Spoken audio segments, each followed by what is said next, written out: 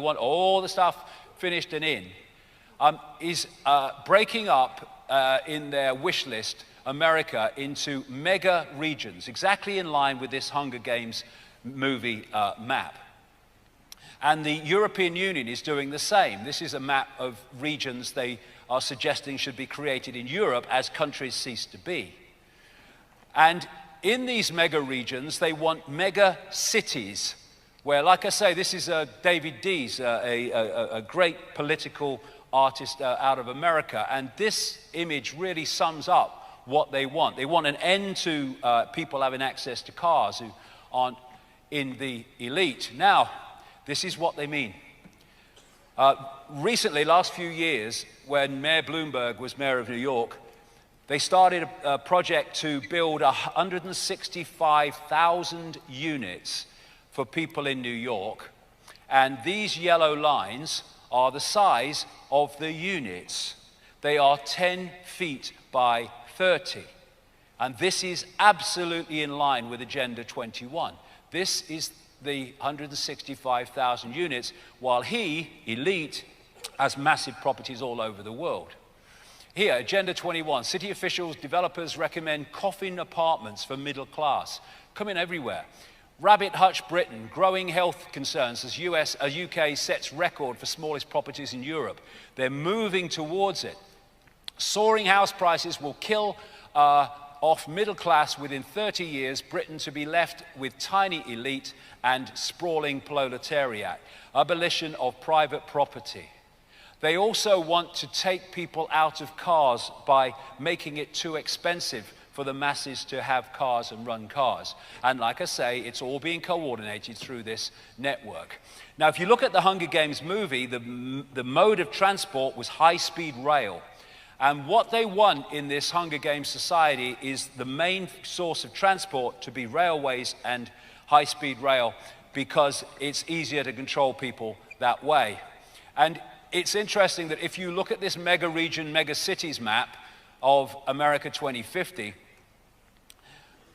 since the invention of the airplane, American railways have been going down and down and down and down. They've just been left to rot, basically. And then suddenly, in the last few years under Obama, enormous amounts of investment have been made into building high-speed railways across America. And when you take that map and then you put the high-speed rail map of America and the list of years they want to introduce it, it absolutely fits over that mega regions, mega cities map.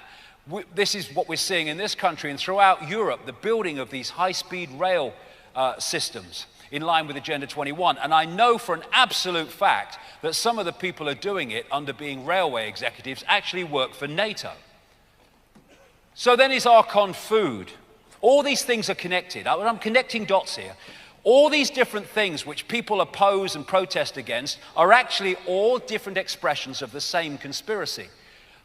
There is a war on the human body. There's a war on human health. Now, the Fabian Society was called the Fabian Society after a Roman general called Fabius.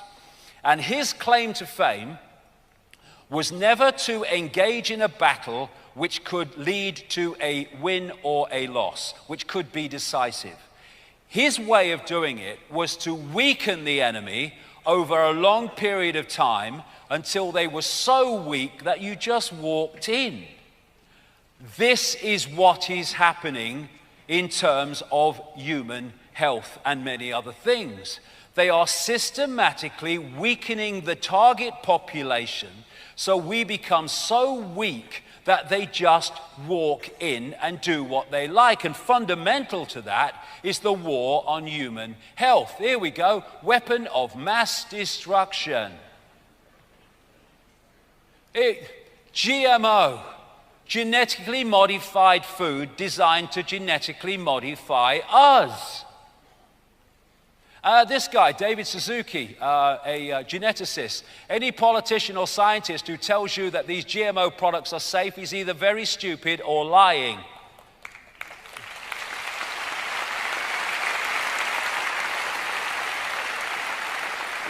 most of the food chain now in America, overwhelming majority of the food chain in America, is infested with GMO, and they're trying to do everything they can to bring it in Europe by stages. And this is how they do it. Here he is, Michael Taylor, an executive of Monsanto who moves over to be the food czar for Obama. And he's moved through that revolving door a number of times. What he does, he works for Monsanto, and then he goes into government. He should be policing Monsanto, but what he's doing is introducing Monsanto's agenda in government.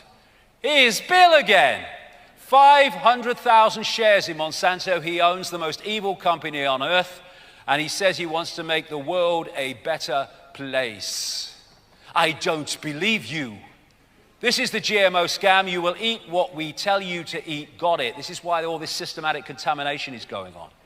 And here we're dealing with a force that I was talking about through the day that is about mutating the species so we decode reality in a different way. And all these GMO products, they need these poisons to go with them. And what happens next? You eat it. And it's part of this war on the human organism, the human health, to weaken it. I mean, you would think on the face of it that it's madness to do this. But there's method in the madness of those who know why it's being done. Monsanto's darkest secret, Roundup's effect on the fetus. Get the baby before it's even born. Look at this. Paint thinner in children's cereal exposed. It's bloody madness, unless you know the agenda and what it's designed to do. Here are McDonald's, shit in any bloody language. There you go.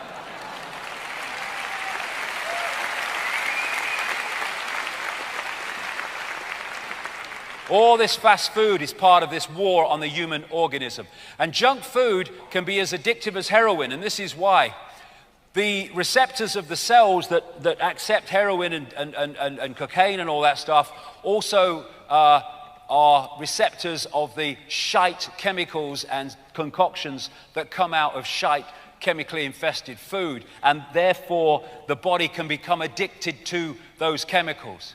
So what they're doing, the GMO, is they're forcing out of existence opposition to GMO so everything can be genetically modified. Genetically modifying the planet. That's what they're doing. And the reason that you get this war again on food supplements and alternative ways of giving nutrition to the body, which they're not getting from the food, the reason there's a war on all that and regulation on all that is to stop people having any other way of overcoming this war on the human body to get nutrition from another source. Archon Big Pharma, this goes on from there, same thing. You look at these big pharma companies, they lock into the same bloody network. Vaccines. If you want access to the body to devastate the human immune system from an early age, so you make children for life open to things their immune system in a healthy state would suss, then vaccines are your dream come true. The immune system, when it's strong, you're healthy. When it's weak, you're ill. When it's knackered, you're dead. And this is the focal point of the war on the human organism, a war on the human immune system.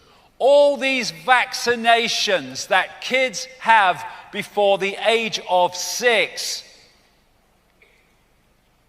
because it's systematically targeting the health of young people so they'll never be healthy for the rest of their life, is the first step of denying any access whatsoever into wilderness areas, which is exactly the plan of Agenda 21.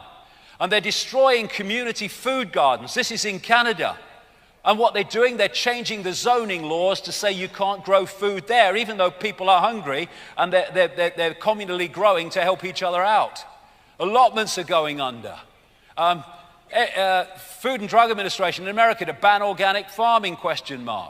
They're doing these raids on organic farming communities to bring about the end and Agenda 21. And this is Dr. Richard Day, again, 1969, Growing food will be banned by saying it isn't safe, and the state and corporations will control all food production. The supply and distribution of food will be monitored so that no one can give food to a fugitive of the system. That's what's unfolding. In 1913, corn is 100% farmer-owned. 2013, corn is 95% owned by corporations, and 90% in the United States is genetically modified. Kissinger, control oil and you control nations, control food and you control the people. This is what it's about. And the same is happening to water, again under Agenda 21. These corporations are buying up all the water sources. This fricking idiot, the CEO of Nestle, is saying water is not a human right. Excuse me, mate, if you don't get access to it, you fricking die. Oh, that's what you want. Sorry, I gotcha. Water is not a human right and should be privatized. US court ends private property rights, all water to be controlled by government. See, all over the world, because of this global network, it's unfolding. Control the water and you control the people. And so what they're doing under Agenda 21, and America is the primest example, is they're just not funding rural communities. They're not funding rural schools. They're not mending rural roads. They're actually digging up a lot of rural roads, to make life impossible, to get people off the land. America 2050 is an organization funded by the Rockefellers. It's a Rockefeller front organization. The Agenda 21 depopulation of rural areas has begun. It's everywhere. Irish councils plan trying to strip people of right to live in the countryside. And you know when this guy came in, bloody Blair Mark II, never said it in the election campaign, suddenly announced he's going to sell off all the forests. Do you remember that? Going to sell off all the forests. What do you mean? You never mentioned that. That was Agenda 21. And he was stopped from doing it en masse because of the opposition. Not from the Green Party, by the way, which is shocking. Get them off the land, weather control. Now, this is a big area where people get scammed because they don't think that is possible, manipulating the weather to create extremes of weather to get people into situations that remove them from the land. But actually, Dr. Richard Day was actually a weather manipulator during the Second World War. Get them off the land. And here he is again. Here's Bill. He's involved in the Fund for what is Climate Change and Energy Research. What it is manipulating the climate, justified by saving the world from climate change. But what it is manipulating the weather. And it's been going on. People say it's not possible. Of course it's possible. It's happening. It goes way back. Even a BBC radio documentary exposed a few years ago that the Lynmouth flood in 1952, which killed people and devastated that village in Devon, was actually created by the RAF, who were doing an operation called Operation Cumulus, also known as Operation Witch Doctor, in which they were putting sulfur into the atmosphere above this, in this area. And actually people before the massive flood say they kind of tasted and smelt sulfur in the air. And what it did was create an enormous rainstorm, which created the flood, which created the Lynmouth disaster, 1952. This is 1996, an official US Air Force document describing the artificial creation of floods, hurricanes, droughts, and earthquakes, and it continues, weather modification will become a part of domestic and international security and could be done unilaterally. It could have offensive or defensive applications and even be used for deterrence purposes. The ability to generate precipitation, fog, and storms on Earth or to modify space weather and the production of artificial weather are all part of an integrated set of military technologies. They are manipulating the weather like crazy. And one of the ways they do it is this operation in Alaska called HAARP, which fires high-power radio waves into the ionosphere and has weather effects. But it's not just HAARP. They're building these things around the world now. And the chemtrails are interconnected with that. There you go. Don't worry, just a lot of flying tonight. All these chemtrails, it's just your imagination. And the reason they link into weather control is this, from a document or an article. Dispersed metallic particles such as aluminium, barium, and strontium, the main chemtrail ingredients, may increase the atmosphere's conductivity and therefore enhance HAARP's weather modification performance. That's just one reason for them. There are many others too. Now, we've had these extremes of weather, floods and in America, catastrophic for small farms and even less than small farms in America. Droughts. And the explanation of them is the jet stream is acting strangely. This is the main kind of weather pattern that comes across America and across Britain into Europe. This guy, Bernard Eastland, who wrote many of the patents for the HAARP project, said that HAARP can steer the jet stream. And like I say, when we have these extremes of weather, which are devastating for farmers and people in countryside areas, they say it's because the jet stream has moved from where it normally is, and thus they create these weather extremes. And this is what Dr. Richard Day said in 1969. The weather will be modified and used as a weapon of war to create drought or famine. This is in Britain. This is in America. Here's a story from very recently. Farmer who lost 800 acres of land during last winter's flood is refused compensation after he was told the aerial picture of devastation was insufficient bloody evidence.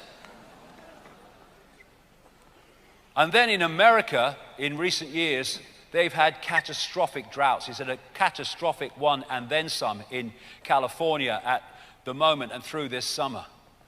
This is the one in 2012. That's the area of extreme drought.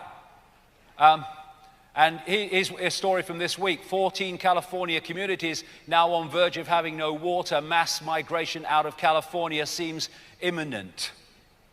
And it's a doddle to keep the rain away, and it's a doddle to make it come in massive quantities. And what is happening as these people are forced off the land through all these things? The major corporations are buying up that land in massive, massive quantities. Get them off the land, fracking. Well, amazing. A red flag and a flashing red light should always start when something comes out of nowhere and it's suddenly everywhere. Suddenly, fracking, what's happening? It's every bloody where. Countries all over the world are having fracking protests. Where did that come from?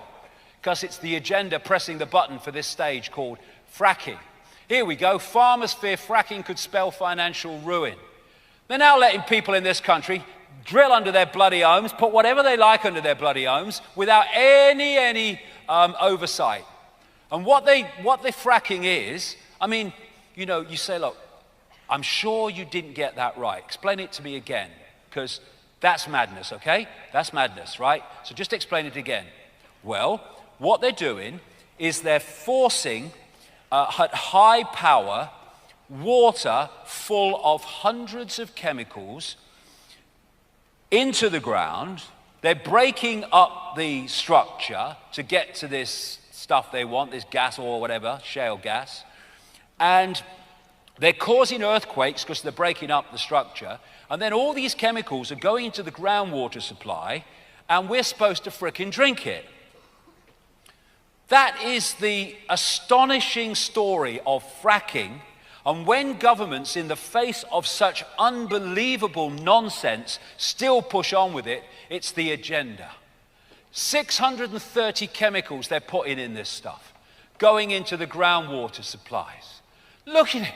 And when you can't get access to clean water, what do? You have to leave the land to find a place where you can get access to clean water. Control the water and you control the people. And here's some report states fracking can cause earthquakes on faults tens of miles from the fracking boreholes. Look at this. This is Oklahoma, 2009, 38 earthquakes. 2014, 780 and counting. Oh, fracking's nothing to do with it. Yeah, but you started fracking here. Cobra. There's the cobra coming out of what? The third eye. The Druids used to worship a serpent god called Hu. And this is the Nagas, a reptilian race in Asia that they said could take either human or reptilian form. Or there's the Mayan people. They worship the serpent god Kukulkan. And the folklore describes, of course, dragons and serpents. Then you've got the fairy stories of the prince turning into a frog, the frog turning into a prince. And what they call these reptilian bloodlines, which I'm going to come to, are the royal bloodlines, because they are the bloodlines of the gods. And of course, in the East, the dragon is a massive central point in their imagery. You find around the world this theme of part serpent, part human, all over the place, the duality of them. And this is another common thing that you find, the serpent eating a human, or eating a human baby, all over the place, all over the world. And you see it on Alfa Romeo even. And note the crown. Note how often the crown is used, because these are considered royal bloodlines, these particular serpent archontic human bloodlines, which I'm going to come to. And when you look at the Hollywood and televisual portrayals around the world of non-human entities in reptilian form, they are incredibly the same, or very, very similar to what people have described who've interacted with these entities. They worshipped the fish gods, as they called them in the ancient world, with the scales. And the fish god priests used to wear a hat like that because it was a fish head. And all the way through, this same theme has come into the Roman church, into the Christian church. And there you see the mitre, the fish head, the same as the worship of the fish gods in the ancient world. And there you see it in this country as well. So what you're looking at is secret societies. They worship a certain force, a certain god.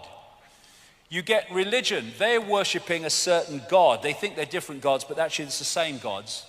And then you get Satanism. And at the level of Satanism, they are more knowingly worshipping the archontic satanic gods. But in the end, all these different forms, although the vast majority of them have no idea that's the case, are ultimately worshipping this force with tremendous implications that I'll come to.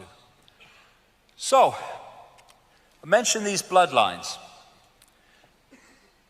This archontic force does not operate in this dimension in the sense that this is not its frequency. So if it wants to pull it to be its frequency, but it can't be its frequency at the moment. So it needs a vehicle within visible light to work on its behalf while it works from the hidden. And so certain bloodlines were created specifically to be that vehicle. Human, archontic, human, reptilian hybrids. And you see the symbols of them with the number of times you see reptilian imagery in the coats of arms of the aristocracy and stuff. Of course, the City of London, the financial district, which is massively involved in the global conspiracy, also has tremendous reptilian imagery. Now, these bloodlines are like the in-betweeners, if you like. You've got the visible light frequency band, and you've got the entities outside of the band. These are the representatives within this frequency which can interact with this frequency and do the bidding of this hidden force. And like I say, it's like the scientist who can't work inside a tank with something that's dangerous, so he puts the gloves on and works from outside the tank and works in it through the gloves. If you take the scientist to be this archontic force, the tank to be our reality, and the gloves to be these bloodlines, that is the dynamic that we're looking at between this hidden force and the one we see.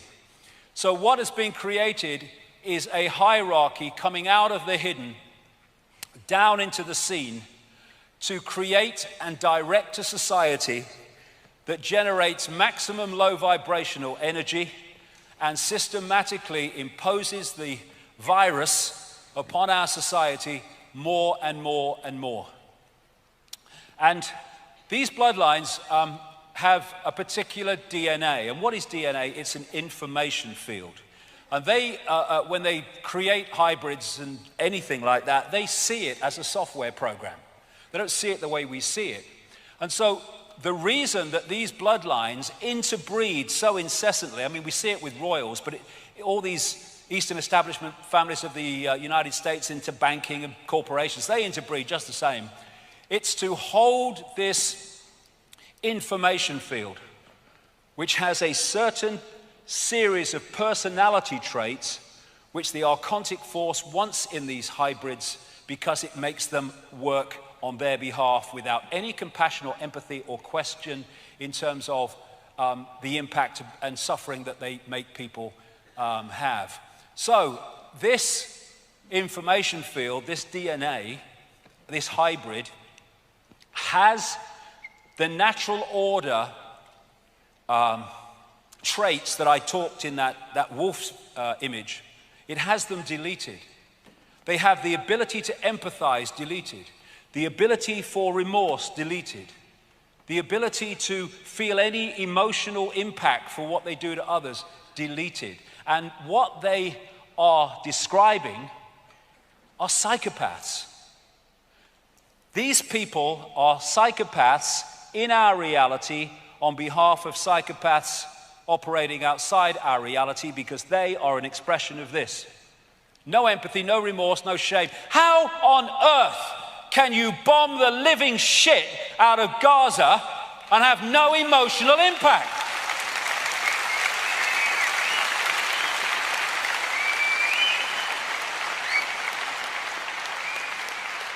How can you lie to justify the invasion of countries that kill and maim millions? How can you do that? Only if you have no ability to empathize and you have no emotional consequence for your actions. So, you think politicians are on the world? No, it's something very different, which the major politicians are an expression of. Some know, many don't.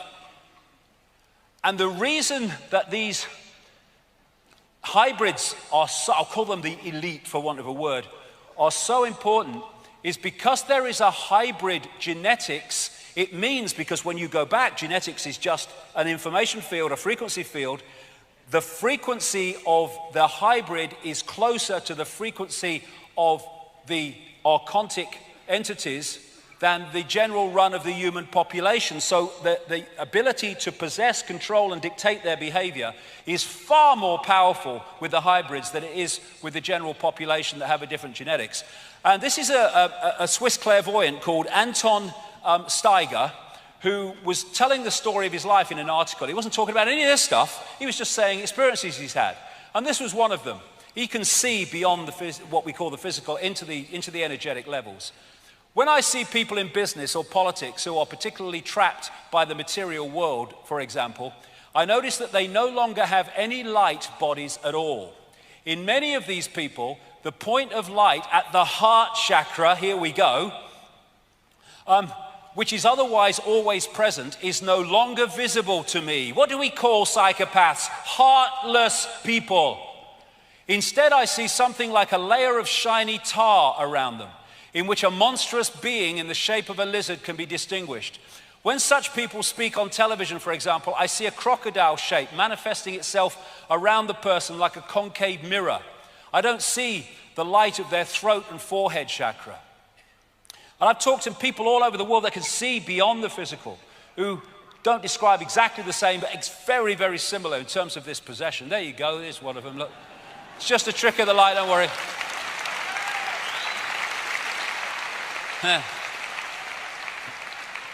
So, what we're looking at is dual DNA in these bloodlines, which is what? Dual information fields, which will explain something else in a second. So these people appear to be one thing, but they're actually behind the facade of the human facade, something else. We're not from these parts. And if you look at it, that Avatar movie was symbolic in so many ways. What the American invaders did in the Avatar movie is they infiltrated the Na'vi, the blue people, by looking outwardly like the Na'vi. So they didn't realize they were being infiltrated. That's what's happening here. That's what's happened for thousands of years. We've been infiltrated. Absolutely, the descriptions of these entities and this inversion. And they're seeking to bring their reality into ours by syncing their frequency.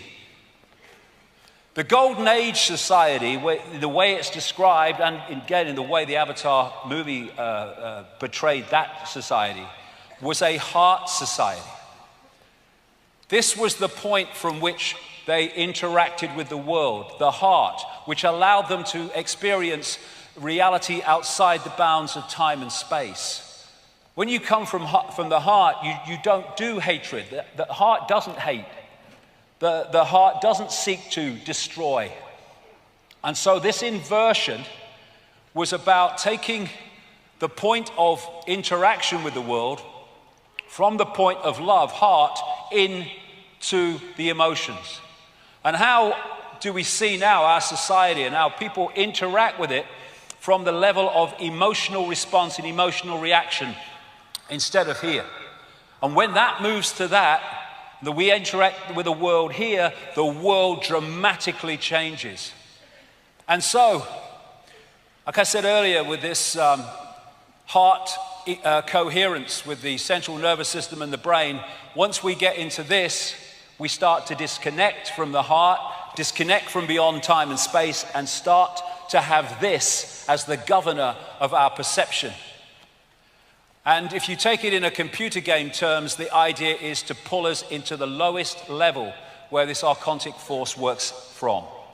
Now, these Gnostic writings have been estimated to have been buried in that sealed jar between about 350 and 400 AD, which corresponds with the destruction of the great library of Alexandria run by Gnostic thinkers.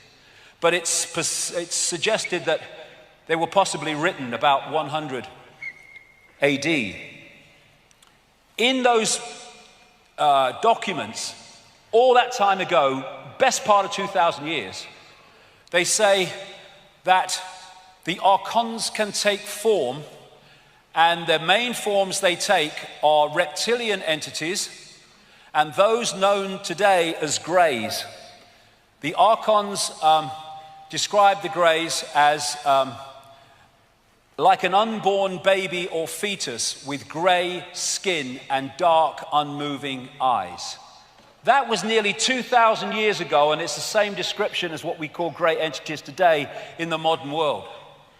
And of course, I've been saying for a long time now that behind the human networks of control is a reptilian form. But I did say a long time ago, I didn't think it ended there. I thought it went into the realms of something else, and this something else is this archontic inversion, I would suggest. So when I was talking about the reptiles, of course, I got lots of ridicule. Hey, he's mad. And my response to that has always been the same as well. This has been my feeling about what they say.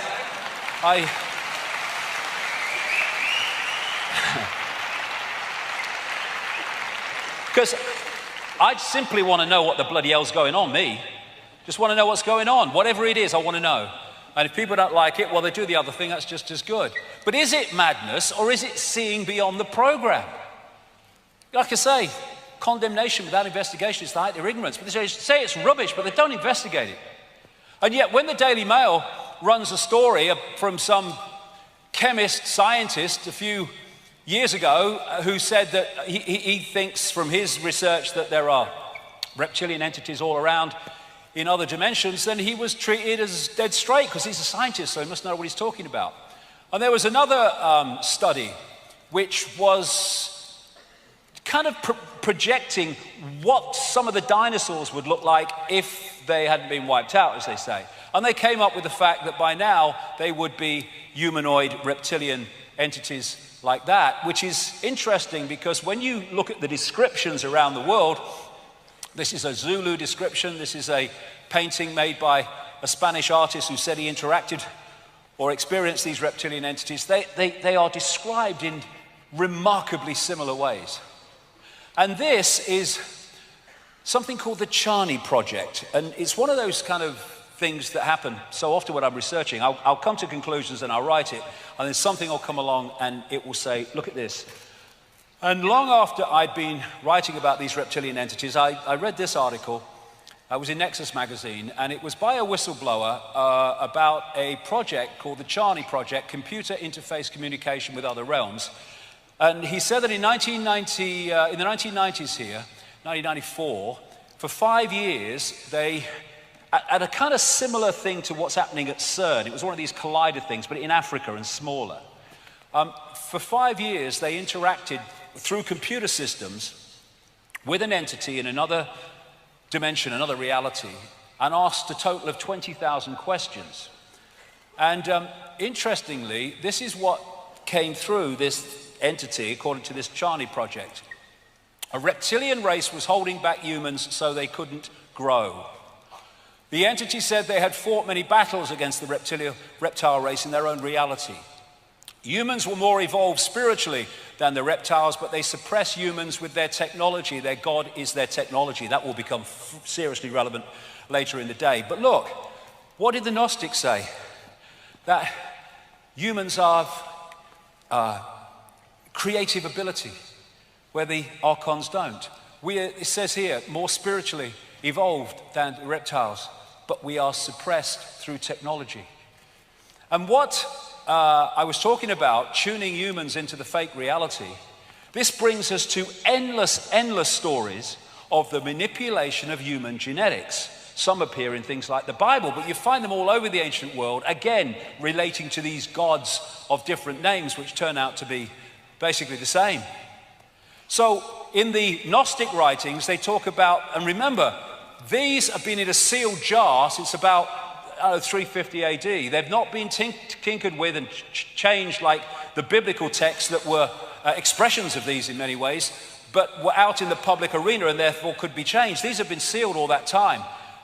The Lord Archon, what they call the Demiurge, said, "Come, let us create a man according to the image of God and according to our likeness, that his image may become a light for us, a vehicle for us." And this brings us to the biblical texts, which again are mirrored all over the ancient world. There were giants in the earth in those days, and also after that, when the sons of God came into the daughters of men, and they bare children to them. The same became mighty men, which were of old, men of renown. And, you know, in this Noah film in 2014, they symbolized the bloodline with the human finger and the reptilian-covered finger. Very, very symbolic and very true. Now, anyone thinks that all this genetic stuff is modern. It ain't. This is known as the genetic disc for obvious reasons. It was found in Colombia, and it is thousands of years old. And on this disc, which is incredibly well preserved, are images of human eggs and sperm that can only be seen under a microscope. And it talks about the birth process internally as well as externally, and the entities that it is portraying certainly ain't human. And you've got the Zulu, Chitahuri, the children of the serpent, with Credo Mutra, who's well into his 90s now. And this is one of the paintings he did of descriptions of this Chitahuri.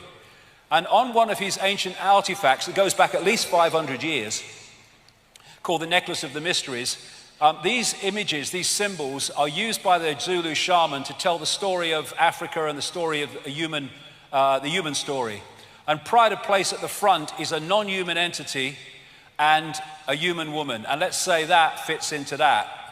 And this is one of the flying saucer type image at the bottom, and I asked him what that was. He said that's what the stories say the Chitahuri came to Earth in. But this, he said, is symbolic of the interbreeding between humans and the Chitahuri to create a hybrid race. This is the whole point. If you're at that level of understanding how reality works, you don't have to have literal interbreeding to change the human form into some kind of hybrid. You know, what we are doing is receiving and transmitting information. And if you change the information that the receiver-transmitter decoding system is receiving, and that information relates to the human form, you can mutate the human form simply through getting people to decode that information. You see, the reason that radio part of one seamless decoding system. And so we are decoding from the waveform through the digital, I'll get to the digital in a minute, through to the holographic, illusory, physical.